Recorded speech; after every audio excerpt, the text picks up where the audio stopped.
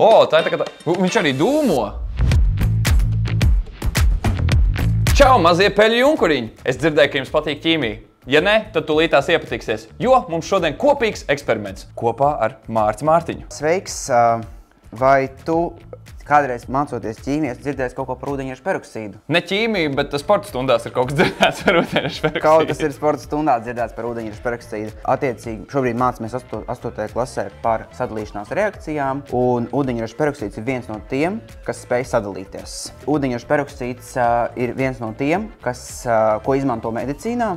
Medicīnā arī mājās aptieciņās ir ūdeņraža peroksīds, ja piemēram ir kaut kādi nobrāzumi, tad var uzpilināt virs ūdeņraža peroksīdu un nodezinficēt šo te brūci. Vai tu zini, kāpēc ūdeņraža peroksīds jāglabājas tādos necaurspīdīgos traukos? Laikam reaģē uz gaismu. Tieši tā, gaismas ietekmē ūdeņraža peroksīds ļoti lēnām sadalās. Bet ko nozīmē sadalās? Jo skaties, tev šeit ir vairākas pudlītes, ja, un tas, ka tu man saki sadalās, tad man liekas, reku, man ir viena pudlīte.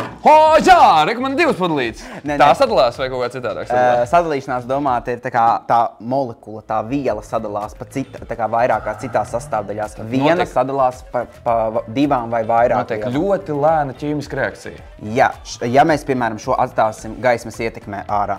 Nu ko, jāievēro darba drošība, jāuzvāk cimdi, jāuzvāk brilles, un tam, kurš veic eksperimentu, arī jāuzvāk halāts. Tieši tā. Kā mēs jau runājam ar tevi, tad ūdeņraža peroksīds spēj sadalīties. Tā kā tas realitātē dzīvē notiek ļoti lēnām, mēs tevi veiksim eksperimentu, kā tas notiek ātri. Tam ir vajadzīgi tik liela trauka, jā? Lai tas efekts būtu labāk uzskatāms, mēs veiksim to lielā traukā. Ok, daram.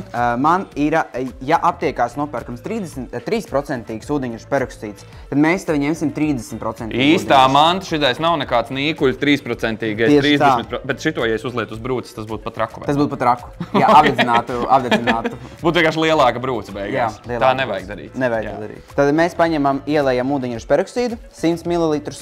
Tātad pēc mērkolbā mums arī ir, nevis mērkolbā, bet mērcilindrā, 100 ml ielējam iekšā ūdeņraža peroksīdu. Tad mēs pievienojam trauku mazgājamo līdzekli. Tam nav nekāda ķīmiska nosaukuma. Tas vienkārši trauku mazgājamais līdzeklis. Tas var būt feirī, tas var būt kaut kāds cits. Aptuveni 100 ml pievienojam šo trauku mazgājamo līdzekli. Šits izskās, ka tas būs kaut kas traki dūls, ko mēs tūlās darīsim.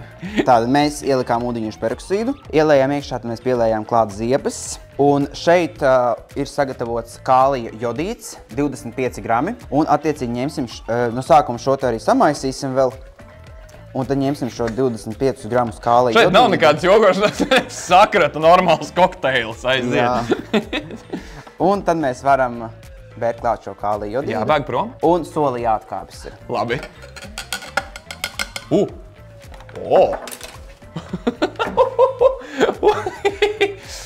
Tā ir tā kā tā. Viņš arī dūmo.